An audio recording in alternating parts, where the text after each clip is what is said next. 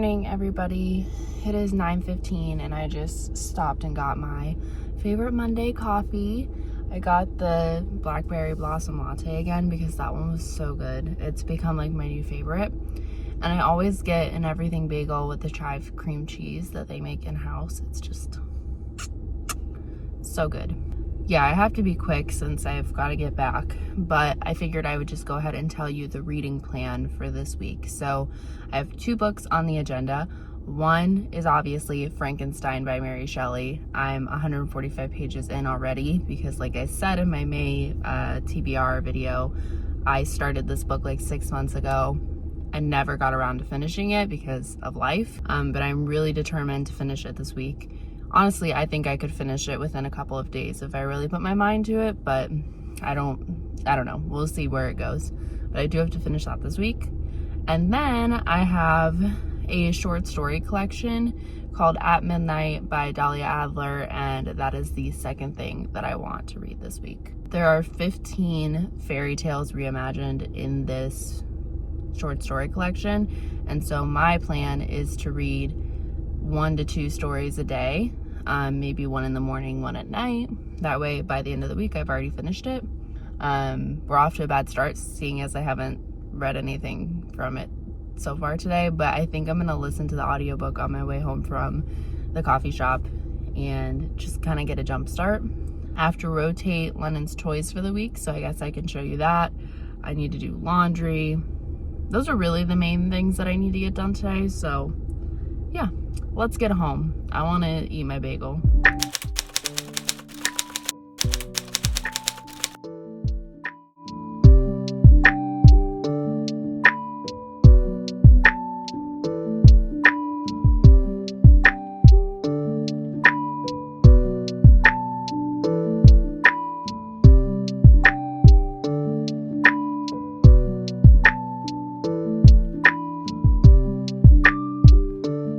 So I'm about to rotate Lennon's toys, and this is the mess that I'm currently dealing with. So I'm gonna go grab a giant bag because all of her other toys are upstairs. So I get a giant bag and fill it with the stuff that I'm gonna take upstairs. And then upstairs, I'll pick the new toys for the rotation. Okay, so the first thing that I do is I tend to look at the stuff that is in here and I try to decide what things she's had out for a really long time. So if I've had certain pieces out here for longer than a week, I'll tend to put those away. And then I also like to look at what she's been playing with actively and what she's been ignoring, because if she's been ignoring a certain thing, I'll keep it out a little longer in hopes that she'll start to play with it. So for example, this basket of animals right here that's been sitting completely full in a cube for a couple of weeks now, and she doesn't play with it a ton. She'll take them out every so often, but she's not super into these, so I'll probably keep them out again for another week just in hopes that she'll start to play with them. And then if by the end of next week she's still not playing with them, then I'll put them away. On the other hand, she has something like these magnetic blocks that have been out for a couple weeks now. So, and she has played with them enough that I feel comfortable putting them away and putting something else out instead.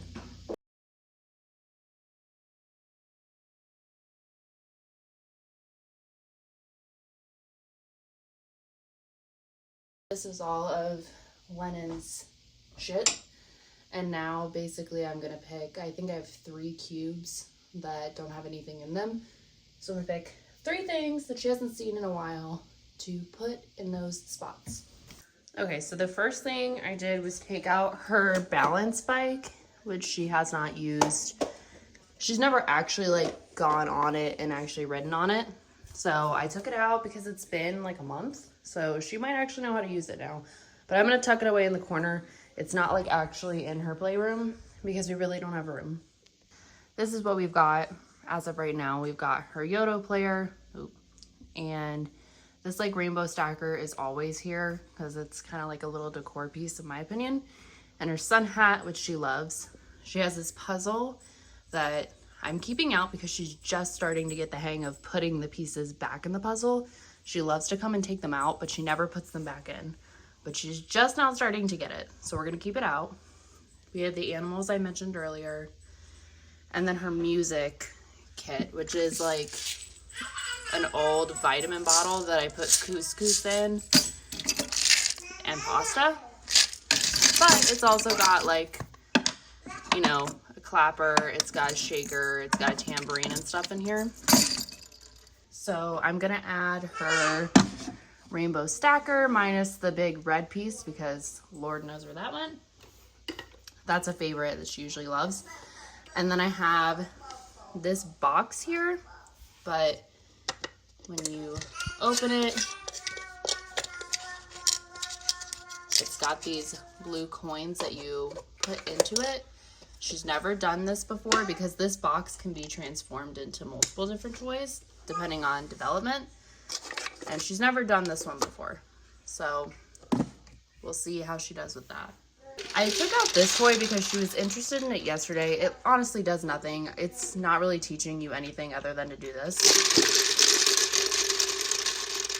But she just figured out how to press it, so it's kind of a big deal for her. So I'm just gonna like set it up here, I think. And then the last thing is this little drawing pad. So it comes with a little pen. You can just draw on it because she's just figured out how to use a pen. So I think she'll enjoy this. And I'm gonna put that right there. So that's her rotation. And then she's got this little ball drop toy that she just got as a hand-me-down that I'll keep out. I'm keeping her race cars out. Her books always stay out. And then in a little bit here, I'm gonna redo her nugget to a different style, like different thing. And her stuffies will go somewhere within it.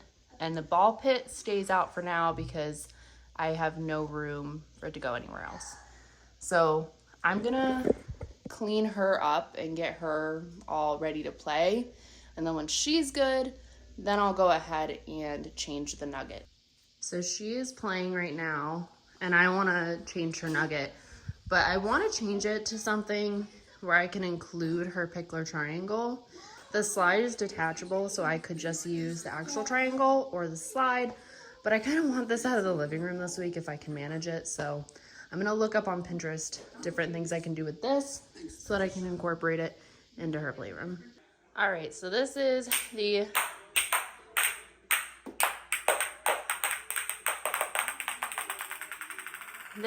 finished product. So I used her pickler triangle to make like a little cave. So I had to move the cars and that little toy to move her bookshelf over here. But it's got like the step factor, so she's gonna have to step up between these spaces. And then it's got like a little cave that she can go under. And I'm gonna pick one of the toys to put under there to actually encourage her to go under there because she doesn't usually do it. I just added to the couch. She really wants to be able to get up on the couch, but she's not quite big enough. But she can climb the slide. So she may be able to use the slide to get up onto the couch. So we're gonna try that.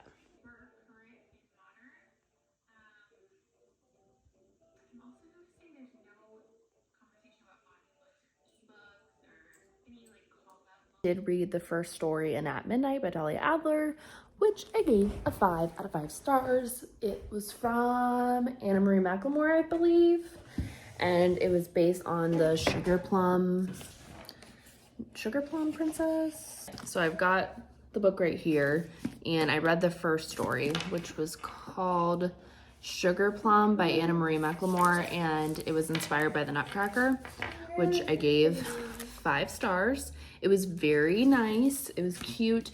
Anytime that there's a short story, like reimagining whatever, with Anna Marie McLemore in it, and it's one edited by Dahlia Adler, I almost always give it 5 stars. I think that they are just like the most whimsical, atmospheric writer, and I really, really enjoy anything they do. So I should really read one of their actual novels one of these days because I've never done that.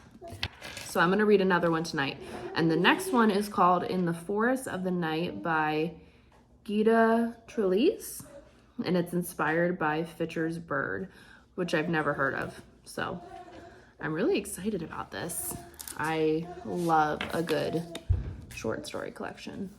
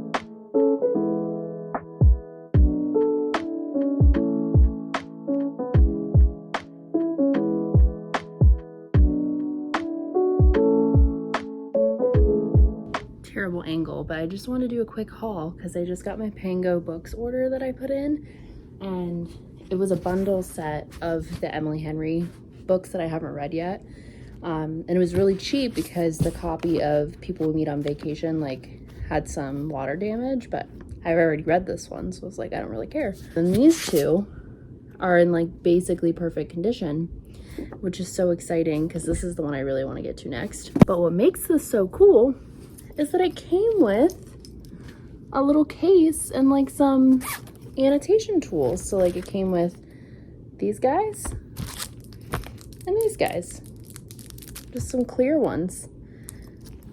I love when I get little surprises like this in my Pango orders. Like it's always just the best feeling. So thank you so much to the person who got these and gave them to me with the annotation tools. So sweet. Quick update on the Arrow Garden. Look at this. This is insane. Salad greens are like, I gotta cut them. So I'm gonna cut the salad greens off. And I guess have the world's tiniest salad. But like, it's getting too big. It's overgrowing on top of the tomatoes. So I'm gonna go ahead and do that now. All right, my camera is, I'm like experimenting with I use my phone to film, and I'm experimenting with one of the features. So if it feels different, that's why. Looks fine. Anyways, I just wanted to give a really quick end of the night reading update before I go to bed. So I did read more Frankenstein. I am on page 163 of Frankenstein, or volume 3. I just got to volume 3. I am still really enjoying it. I can spoil Frankenstein because this book is so freaking old.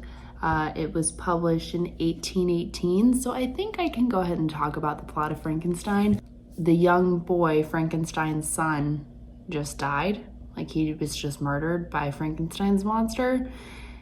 And I feel wrong saying it because I feel like Frankenstein doesn't react to his son being murdered by by his own monster. Like literally Frankenstein's monster is retelling his whole purpose, like what he's been doing since he was created, to Frankenstein, and even tells Frankenstein of how he kills his son as vengeance, and Frankenstein doesn't really seem to address it, which is a little confusing. But other than that, it's really good. Like, we're at the point right now where Frankenstein's monster is basically telling Frankenstein, like, I want a mate. I want you to make me someone that is like me, that I can go live peacefully with in the woods. We won't harm anybody. I just want somebody who understands me. So that's where I'm at with Frankenstein. I already updated you on At Midnight and told you that I'm on the second story. So I'm gonna read the second story in bed. I'm gonna use my little nightlight and read the second one. I like taking the book jackets off whenever I read hardcovers. But yeah, I'm gonna read In the Forest of the Night as my little bedtime story, if you will. That's the reading plan for tonight. So see ya in the morning.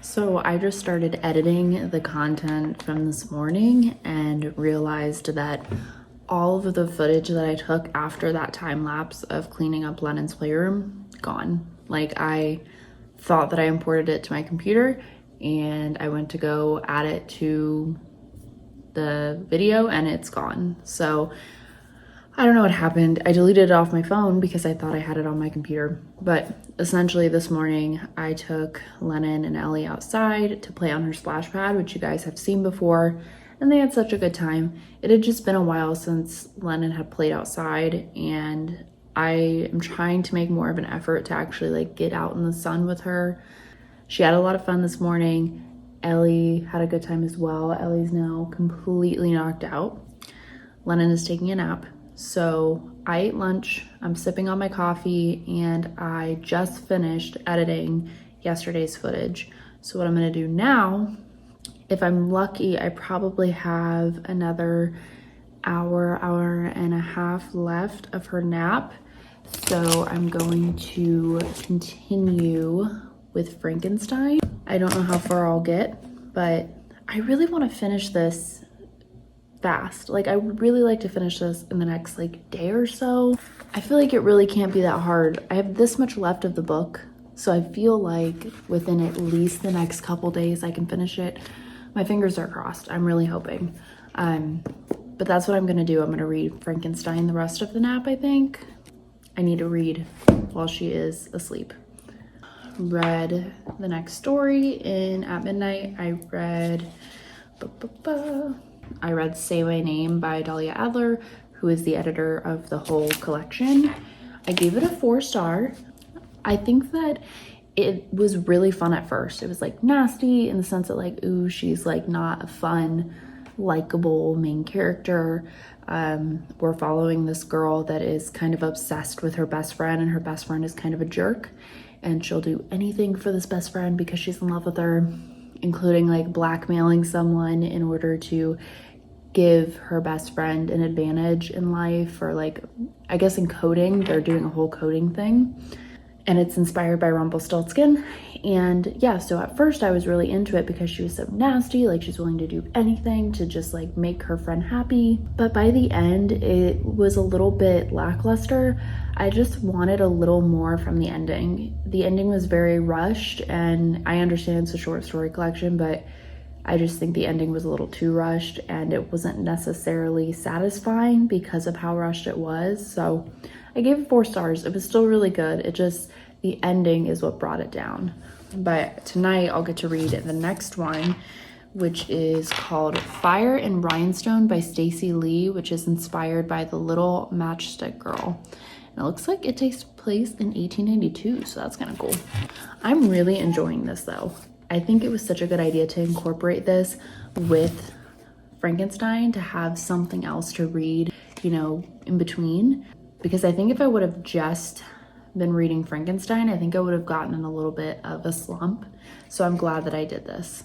But yeah, I'm gonna go ahead and read some more Frankenstein now, probably clean up around the house with the rest of this time that I have. Real quick, I guess I'll give you an update on the garden. It's, the cucumbers are dead and gone. They did not last, but the peppers are actually doing fairly well. There are bugs like on the stems, so I don't really know what to do about that. And you can see these like darker spots up here. I don't really know what to do about that either. But look, we got a little guy. So that's exciting.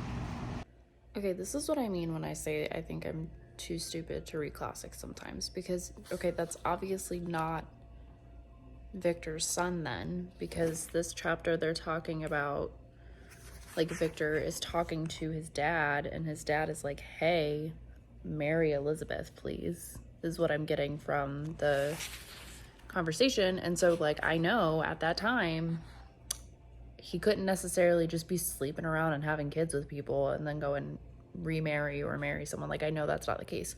So that means that that's not Victor's son. But then if that's not Victor's son, who is that? You dumb whore.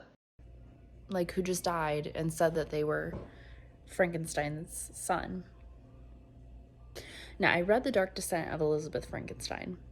When I read that, the boy who died wasn't Victor's son, it was Victor's brother. So is that who that is? Is that Victor's brother that died, who is still technically Frankenstein's son because it's like Victor Frankenstein's dad? Is that what it is? I wasn't sure if The Dark Descent of Elizabeth Frankenstein like did their own thing. This could all be answered if I texted my friend and got like some clarity, but that must be what happens. That must be Victor's brother that died. I know the plot of Frankenstein if I solely follow The Dark Descent of Elizabeth Frankenstein, but obviously I know there are differences between the two, but like, I just look like the biggest dummy of all time. I'm just gonna keep reading. I didn't vlog at all last night into today, and it's now almost 8 o'clock. Because I didn't do any reading today. I mean, I read my 2 stories like for Dahlia Adler's at midnight. I've continued to do that, the 2 stories a day. I read my story last night. I gave it 4 stars. I read the story this morning. I gave it 4 stars. And so I still have to read the one for tonight. So I've challenged myself and I'm gonna finish it tonight. I'm gonna try. I'm really gonna try. So I've basically put myself up to the challenge that I want to force myself to finish it tonight. And if that means I'm reading in the dark with my little nightlight and I am up until midnight finishing this book, I'm gonna finish this book. Why did I not die? More miserable than man ever was before. Why did I not sink into forgetfulness and rest? Death snatches away many blooming children, the only hopes of their doting parents. How many brides and youthful lovers have been one day in the bloom of health and hope, and the next a prey for worms in the decay of the tomb? Of what materials was I made that I could thus resist so many shocks which, like the turning of the wheel, continually renewed the torture? Oof. All right, it is the next morning and I finished Frankenstein last night. You can hear my coffee brewing in the background.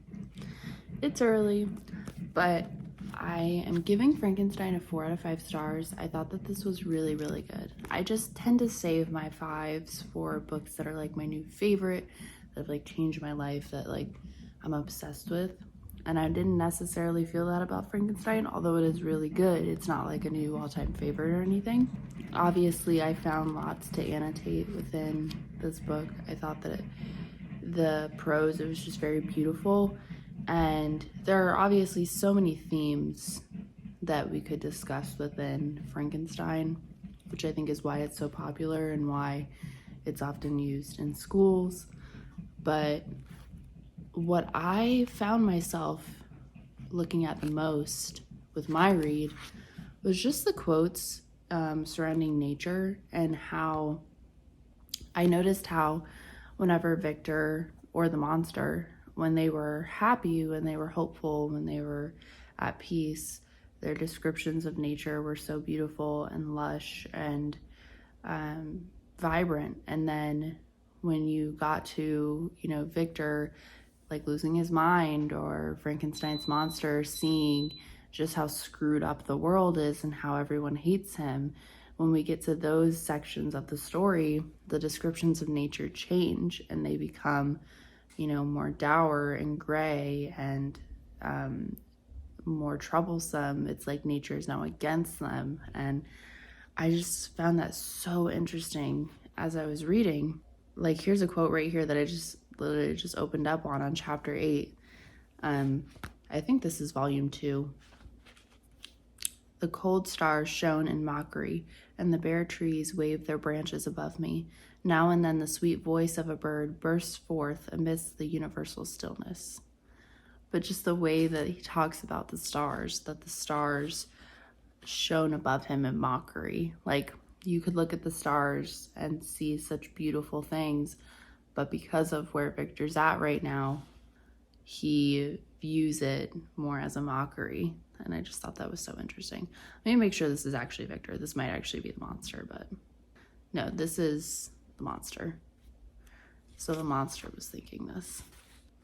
It's just so interesting. I am not quite awake, so I haven't necessarily been able to really look back on all my annotations, but I just thought that this was really well done. And I could understand how, at the time when it was published in 1818, how this would be very scary to people. And it's a really cool book. I do recommend that you read it if you're at all interested in classics.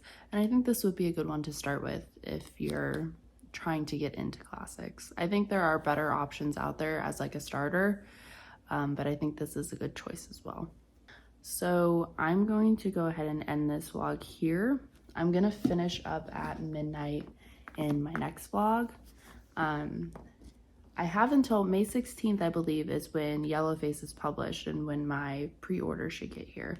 So I have between now and then to read another book. So I think my next vlog is just going to be another book. I'm not gonna say what it is yet because I'm still trying to figure it out, but yeah. All right, see you later.